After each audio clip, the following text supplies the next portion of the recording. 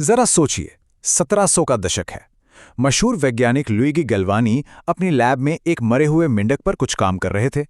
तभी अचानक उस मरे हुए मेंढक की टांग जोर से फड़की, बिल्कुल किसी भूतिया फिल्म के सीन की तरह, है ना? लेकिन ये कोई जादूटोना नहीं था। गैल्वानी ने ध्यान दिया कि ऐसा तब हुआ जब उस टांग को दो अलग-अलग धातुओं ने एक साथ छुआ। इस एक छोटी सी घटना ने विज्ञान की दुनिया में तहलका मचा दिया और एक बहुत बड़े रहस्य को जन्म दिया। अब यहाँ दो बड़े वैज्ञानिकों की सोच का टकराव देखिए। गैल्वानी को लगा कि उस मेंढक के शरीर के अंदर ही कोई बिजली मौजूद है, जिसे उन्होंने एनिमल इलेक्ट्रिसिटी का नाम दिया। लेकिन एलेसेंड्रो वोल्टा नाम के एक और कमाल के वैज्ञानिक ने कहा, नहीं, ऐसा बिल्कुल नहीं है। वोल्टा ने साबित किया कि बिजली मेंढक के अंदर से नहीं, बल्कि उन दो अलग अलग धातुओं और उनके बीच मौजूद नमी की वजह से पैदा हुई थी। और दोस्तों, वोल्टा की इसी शानदार खोज ने दुनिया की सबसे पहली बैटरी बनाने का रास्ता साफ कर दिया। तो इस ऐतिहासिक रहस्य को सुलझाने के बाद आइए समझते हैं उस चीज को जिसने सब कुछ बदल दिया, यानी वोल्टेइक सेल। आसान भाषा में समझें तो वोल्टेइक सेल, जिसे गैल्वेनिक सेल भी कहा जाता है, एक ऐसा डिवाइस है जो केमिकल एनर्जी को इलेक्ट्रिकल एनर्जी में बदल देता है, यानी रसायनों की ताकत का इस्तेमाल करके उसे सीधे बिजली में तब्दील कर देना। ये कोई छोटी बात नहीं है।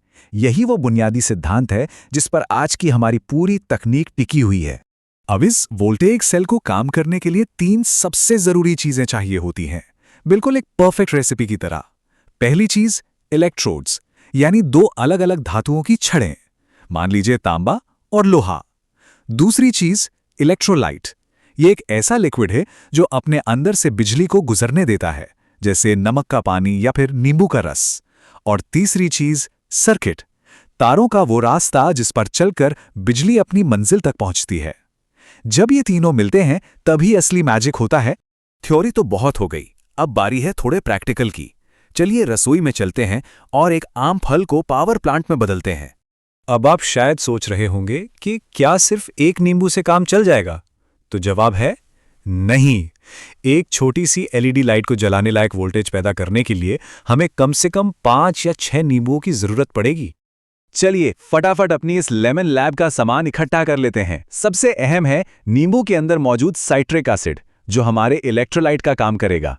फिर हमें चाहिए तांबे के तार या पट्टियां, जो पॉजिटिव इलेक्ट्रोड बनेंगी, लोहे की कीलें जो नेगेटिव इलेक्ट्रोड होंगी। इन सारे नीमों को एक साथ जोड़ने के लिए कुछ कनेक्टिंग वायर्स, और आखिर में उस बिजली को अपनी आंखों से देखने के लिए एक छोटी सी एलईडी लाइट। तो ये पूरा सिस्टम काम कैसे करता है? स्टेप 1, नींबू का एसिड तांबे और लोहे के साथ रिएक्ट करता है।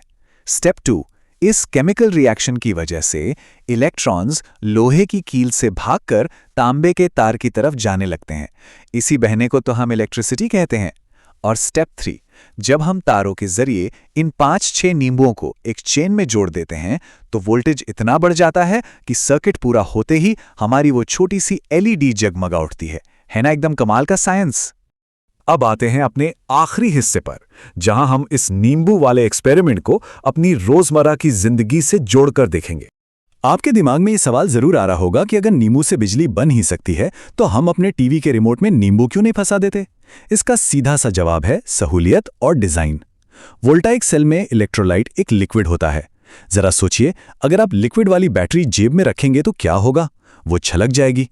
इसीलिए जो ड्राई सेल हम रोज इस्तेमाल करते हैं उसमें लिक्विड की जगह एक गाढ़ा पेस्ट होता है। ड्राई सेल का जेब में रखना बिल्कुल सुरक्षित है।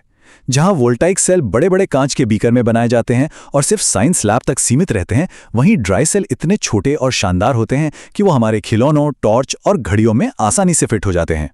तो इस पूरी चर्चा से एक बात तो साफ है, विज्ञान सिर्फ किताबों में नहीं, हमारे चारों तरफ मौजूद है।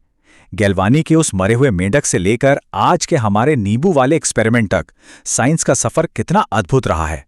लेकिन जाते जाते एक सवाल आपके लिए छोड़कर जा रहा हूं।